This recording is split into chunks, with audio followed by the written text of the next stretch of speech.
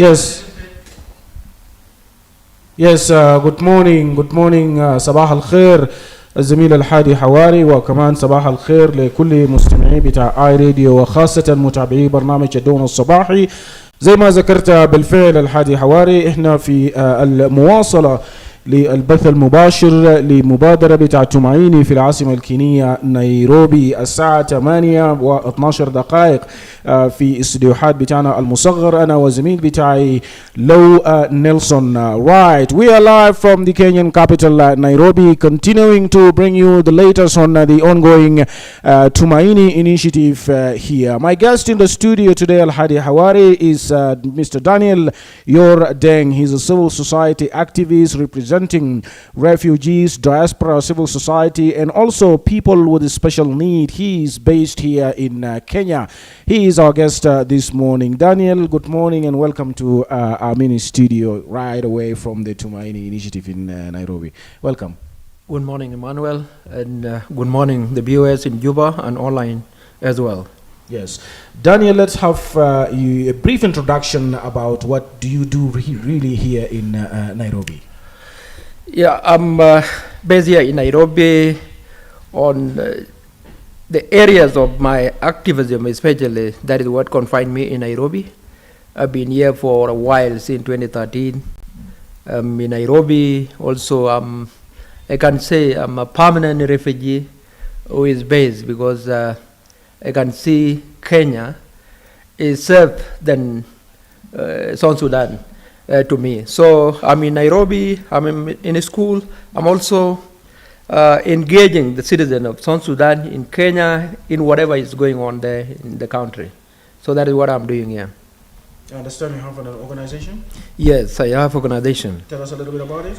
Yes, FADO is Peace, Advocacy and Equality organization that is focused for women, conflict resolution, focus on issues relating with a person with a special need empowerment, focus on girl-child empowerment. So we focus so much on the issues to advocate on the issues of conflict resolution for our country, our people, to see the dividend of conflicts that has affected them for a very long time. Right. The dividend of peace, I mean. Yes. And Daniel, now, you are one of the delegates to this Tumaini initiative. Would like you briefly to give us your assessment and what do you make of the process so far?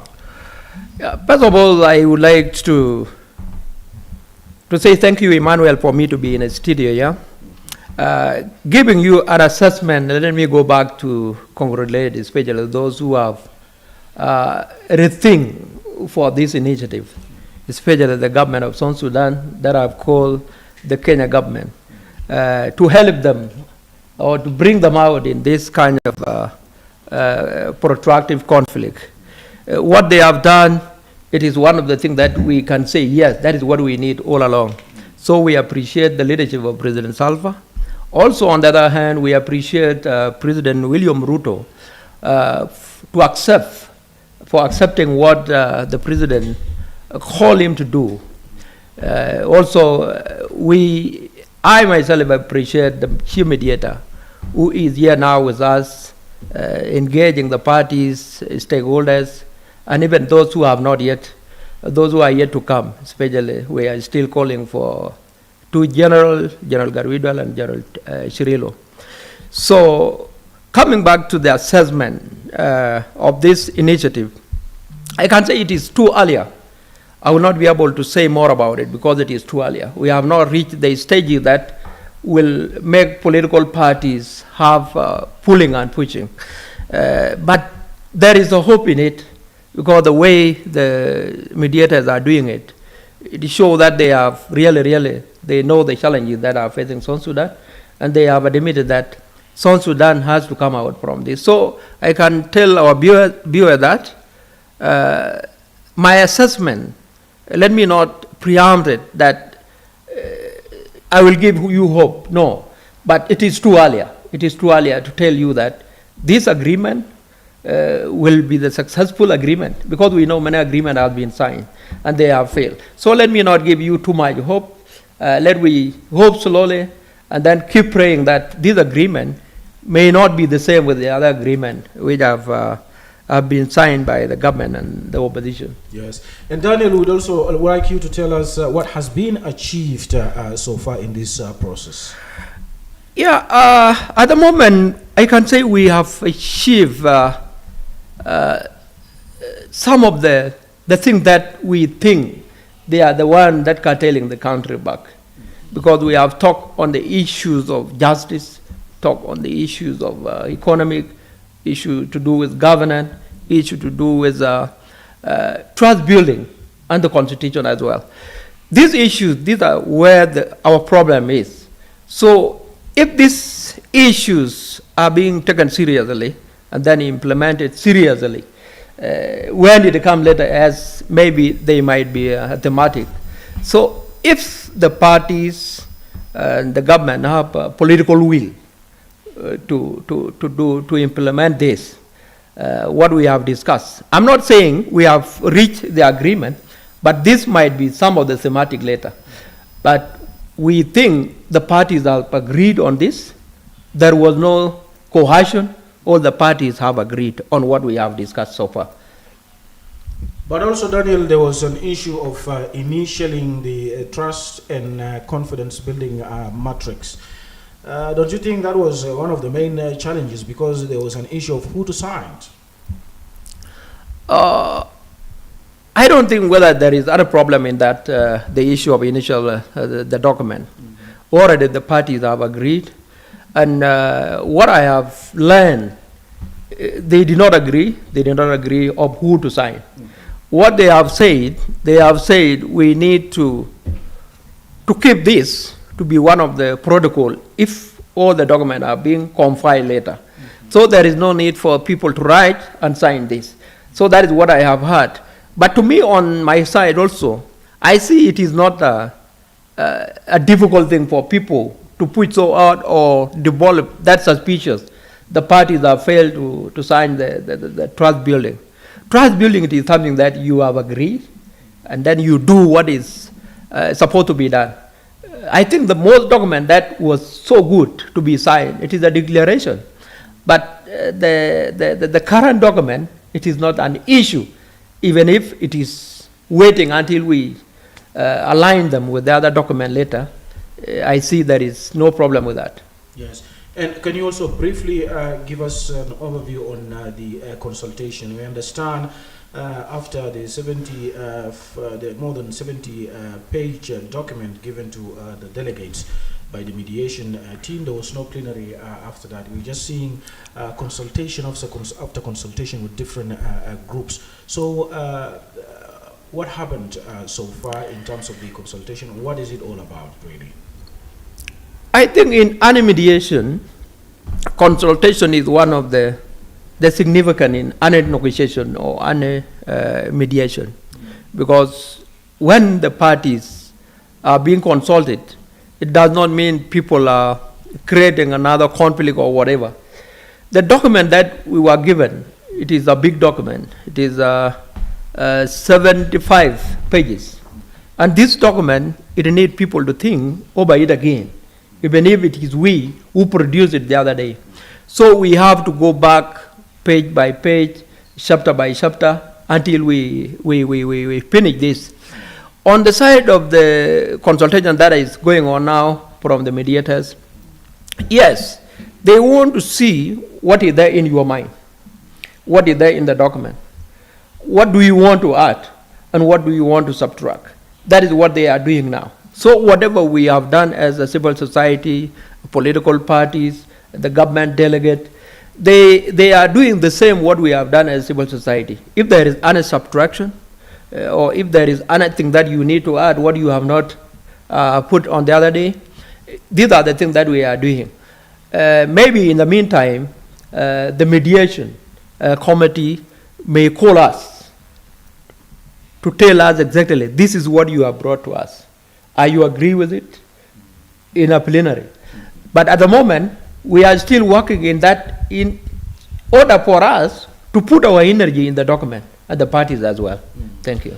And also, Daniel, Tell us how different is this process really from the revitalized peace agreement?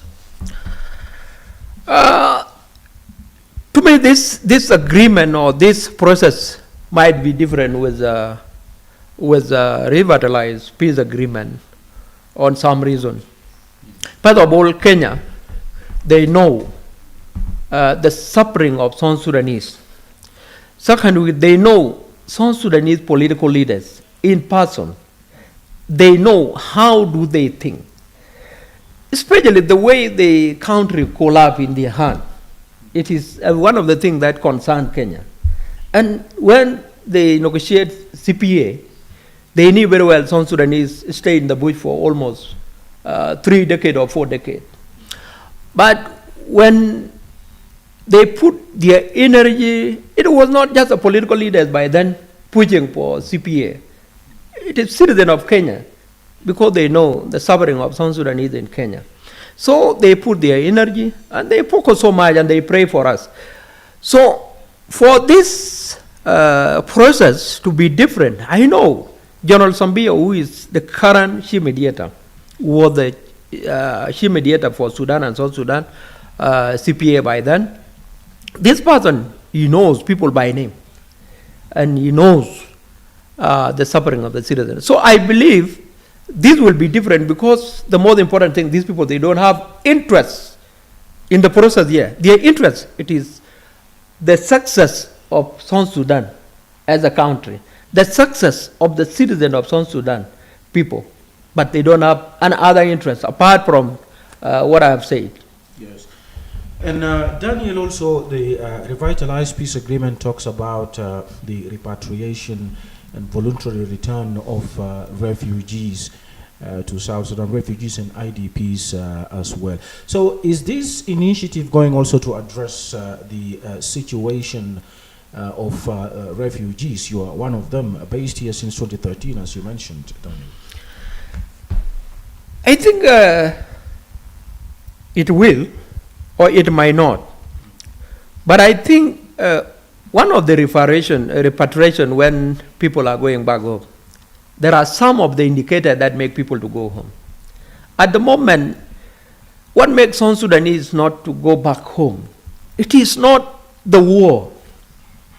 What makes South Sudanese not to go home? It is the insecurity that the government failed to address.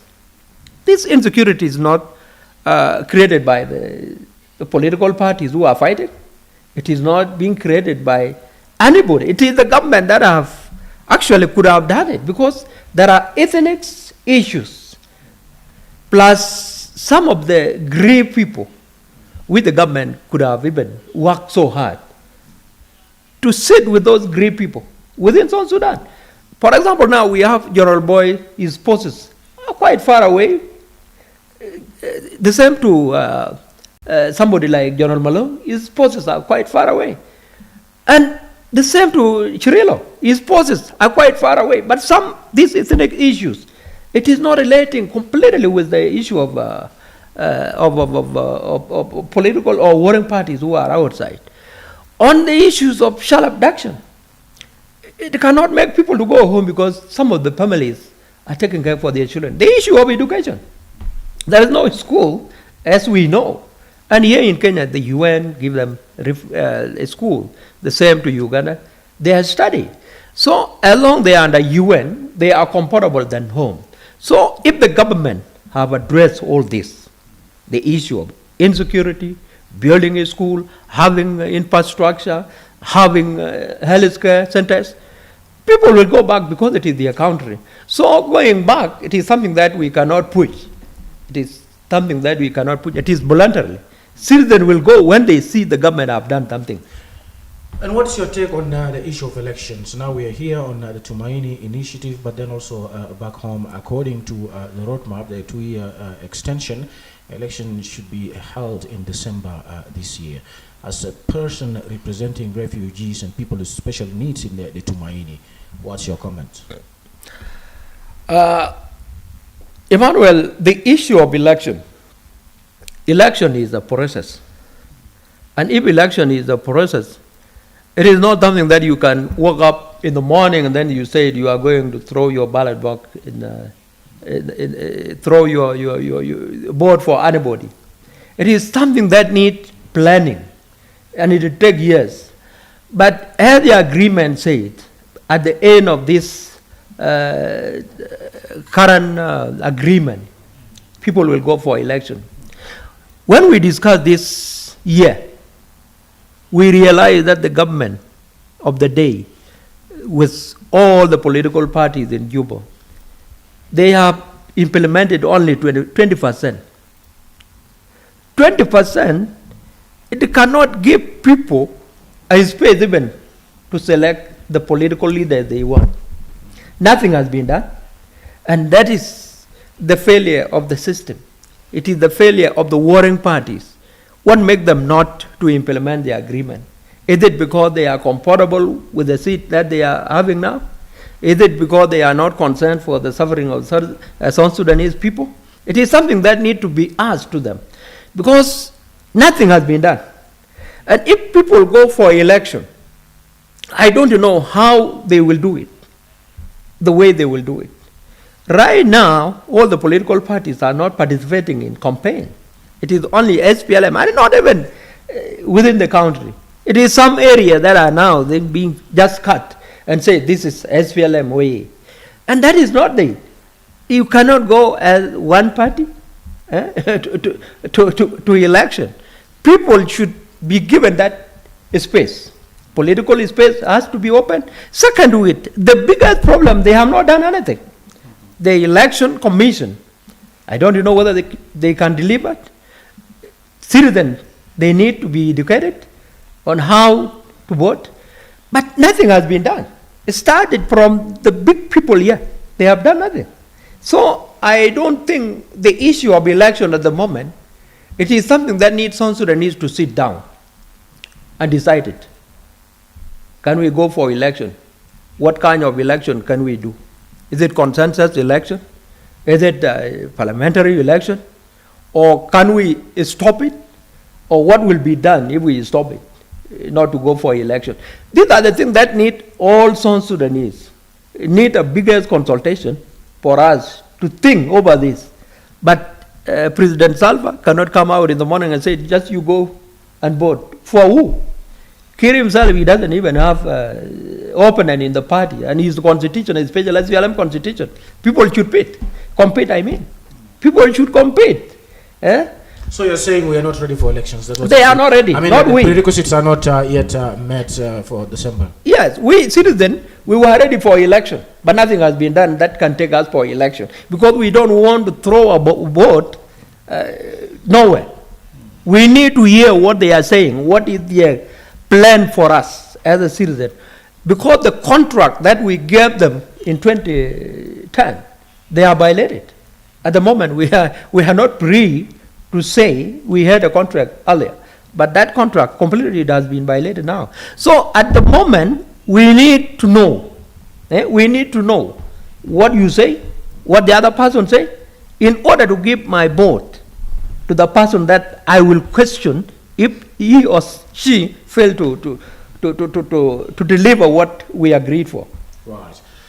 ده بجيبنا ل 30 دقيقة بعد الساعة 7 في استديوهات بتاعنا في العاصمة جوبا، وطبعا 30 دقيقة بعد الساعة 8 في العاصمة الكينية نيروبي. نرجع الميكروفون للزميل الحادي حواري ونرفع بعض من المكالمات. الحادي، الضيف بتاعنا في الاستوديو الليلة هو دانيال يوردينغ، ناشط بتاع منظمة المجتمع المدني، بيمثل اللاجئين وكمان برضو الناس اللي ذوي الاحتياجات الخاصة اللي هم خارج جنوب السودان. هو موجود هنا معنا في تومايني انيشيتيف في العاصمة الكينية نيروبي. نديق الميكروفون ونرفع بعض من المكالمات لضيف بتاعنا في الاستوديو.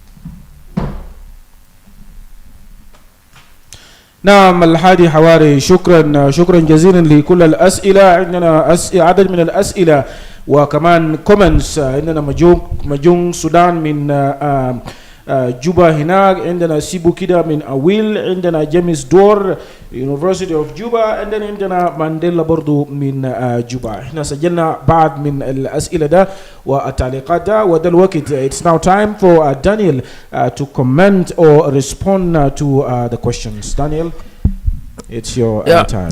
Thank you so much, Emmanuel, and the members online and Juba, especially those who have sent in their question. Yeah, first of all, let me start with the last one, of Mandela. Mandela talked about the challenges that are facing persons with disability, and what is the prospect if the convention, especially the convention that have given persons with a disability their space in the society. First of all, Mandela, South Sudanese, whenever the elephant are fighting, those who suffered sometime, it is the grass. We, the person with disability, the woman, the girl, children, we are the victim of this war. And we should not take it as we, person with disability or the special need, that are suffering alone.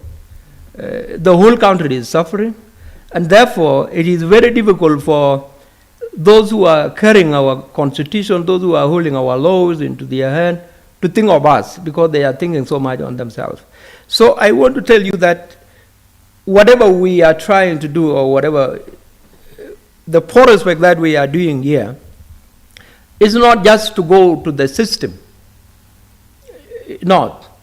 We are focusing on the system to be diverse for each and every person in the country to be recognized. So if you see this issue of rebellion, it happened because there are some denial, some of the things that have been denied to them, and then they have to rebel because they have energy to fight. That is why they go to the bush. But we, person with a disability, we cannot go to the bush. We suffered with the silence. So I want to tell you that what we are trying to do now, it is just to fix South Sudan, and then later we will be able to get our share. Because our share, it is something that we will demand, but we cannot fight for it. Somebody has question on the issue of Shirilo, the lack of inclusivity. Yes, we, the civil society and the parties, we have agreed. We need each and every person who is carrying arm at the moment. People are still pushing. In our side, especially the side of civil society, you know very well Yakani. Yakani is at the front side, engaging them, both of them, the Shirilo and Garwidwal, because we need them. Because if we go to Juba to fail together, and then we will know that there is no anybody who is still in the bush. And there will be no even a claim from the government of the day to say, I'm not deliver because so and so are disturbing the government in the bush. So as we speak now, we are trying so much to call, even you yourselves, if you have a relation with somebody like Garwidwal, somebody like Thomas Chirilo, or any other person who is carrying on, you can reach out, because this initiative, we believe it is going to produce something that will not discourage people of South Sudan. And it is going to give us a space to question the government if the government is not delivered. Because in 2013, when IO and other political parties were in the bush, the government used to say, no, you see, we are not delivered because IO is in the bush. As if IO plus other parties have taken the money from Juba. So we can assure you that we need everybody for us to close this chapter of blaming those who are in the bush. So that is what I can tell you. We need inclusive, not just inclusive, whereby all the ideas has to be regarded. That is what we can say. On the issue of refugee strategy and Yes. What can we present? What have you presented really here about the repatriation? Yes, about the situation of yes. On the issue of refugee, you see, in the international law, you cannot force a refugee to go back by force. It is them to identify or see whether the conducive or the environment is conducive for them, those who are going back home. So if there is no anything that being done by the government, it will be difficult for us even to foot them, because they are under international law, the refugee. So we cannot foot them. It is not we, those who are here in the initiative, to initiate the strategy. It is the government in Juba that will work so hard to create a conducive environment for people to go back. Because people, they want to go back. But if there is all this ethnic tension, child abduction, there is no school, there is no health, it will be difficult for them to go back, because the country that they are now, they are second home to them. They have a security, they have a school, they have health, and their life. They don't fear for their life every night. But if they go back home and then they lost their children, it will be difficult for them now to go back. I have my friend that I have talked about the issue of security reform and the constitution. That's Mahjong Sudan. Mahjong Sudan. You see, Mahjong, I can tell you for sure what caused us as a South Sudanese. It is the issue and the failure of the security sector. You know very well, we don't have a very strong national army. We don't have a way whereby now, what is the role of police? What is the role of Sujun? What is the role of the army? And these people, they don't even know they are there as our strongest people to protect us, protect our sovereignty, protect our borders. But the biggest challenge at the moment now, they turn to us maybe the way they are being taught or the way they are being trained. So the issue of security sector, it has been discussed extensively. And it is something that needs to be done. And I think even the former agreement, I've talked about it. But what makes it fail to be reformed and then to be implemented? We will still put our fingers to the current system. On the side of the constitution, you see, you know very well the constitution, there is a commission that have been appointed, and that commission, since the time that they were given that mandate, up to date, they have not delivered anything. So we see it is the opportunity for the constitution, especially the document, to be written first draft, to be written outside, and then it will be taken back to you. You will look at it. If it is meeting your aspiration, you will take it. If it is not meeting your aspiration, and then you will reject it. But we believe the text that is going to be written here, it is going to help you. That is what we believe so. Thank you so much. On the other side, there is another question. Why do people rebel, maybe? Yes. Why do people continue to rebel, especially when they are relieved from their position? Yes, when they are relieved in their position. Yes, that is Sibukida.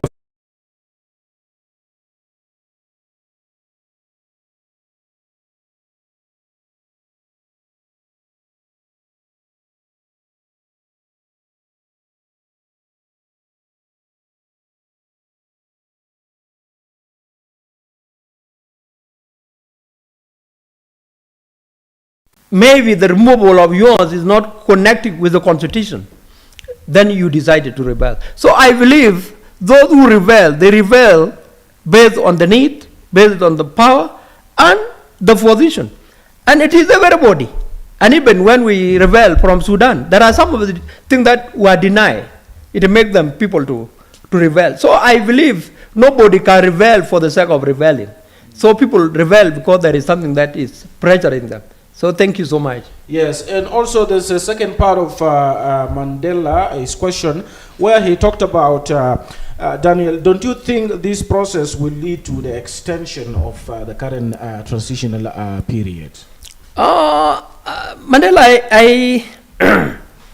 I cannot tell for sure, but even if the extension is to be made, it will be citizen extension.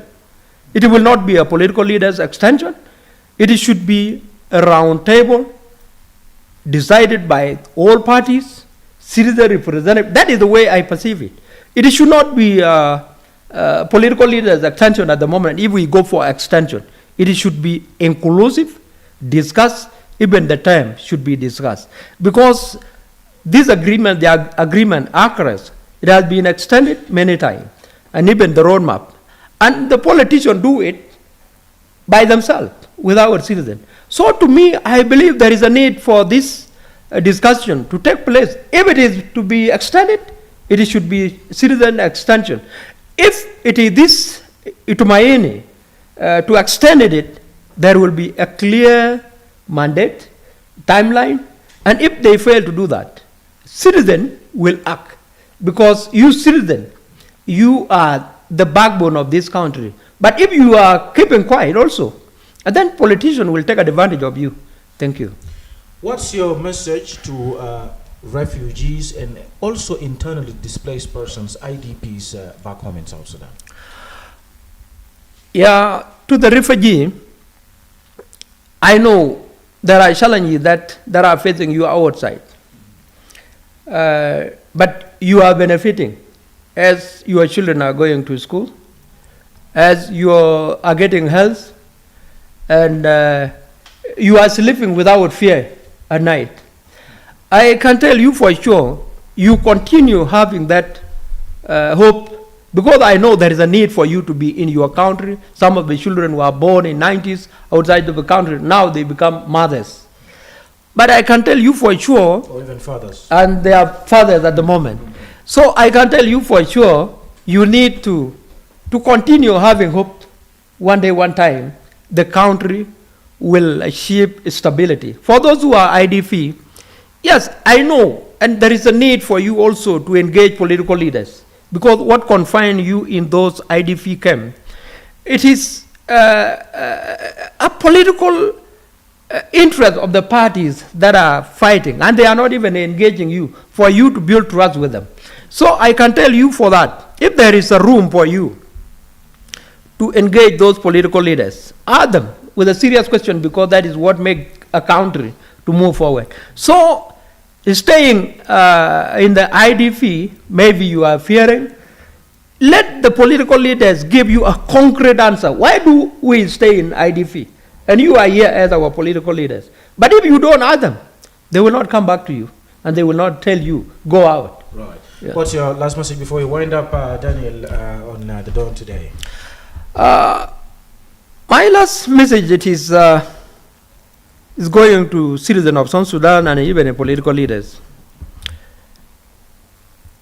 When we sit as a South Sudanese, it is very important, because we know very well the war that was initiated by few individuals in 2013, it has caused us so much. We are being isolated by the international community. We are being subjected to humiliation. And we are so focused so much on ourselves, hitting ourselves. But I can tell you, let we come back to our consensus. The reason that makes us to fight for the liberation, let we revisit that history. And I can tell South Sudanese, let we achieve, or let we focus so much on the issue of dialogue. Let we forget the issue of arm. If you are discontented, don't fight. Let we have a friendly dialogue. Let we have agree on some of the things when we are dialogue. But let we not always think of who is good and who is bad. Right. We are good, all of us, unless we are being mishandled. Right. That is what I can tell you. Right. But let we be right. Thank you very much, Daniel. You're a civil society activist and also representing refugees, diaspora, civil society, and people with special needs. Thank you for your time on The Dawn today. Thank you so much. Thank you. Yes, ده كده بيجيبنا ل في سؤال بسيط من الحادي حواري. الحادي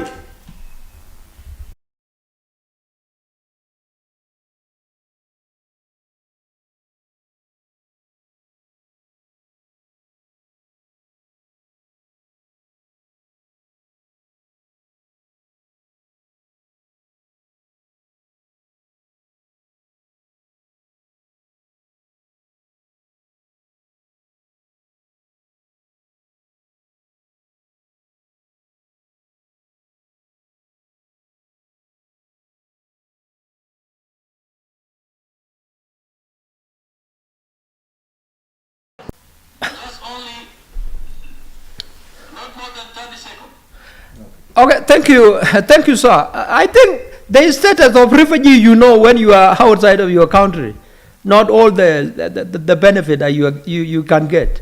But as long as you are getting security, you are getting education, and you are getting health, then you can praise God for that. So we have a big number of refugees outside of the country, and that is what you need to know.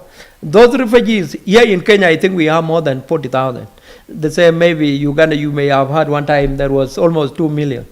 The same to Ethiopia, there is a big number. Those who are in Sudan, they have come back to South Sudan, and some went to Ethiopia, and some may have come to Kenya. So we have a big number of refugees. That is what we can call, they are the South Sudanese that can make a country proud. Right. That's all. الهادي حواري شكرا جزيلا. وده كان ده بيجيبنا لنهاية بتاع فقرة دون من العاصمة الكينية نيروبي. وبنعتذر للناس بتاعت الأخبار باللغة العربية، هنشيل ثواني قليلة من زمن بتاعنا. نرجع لك الميكروفون الهادي حواري.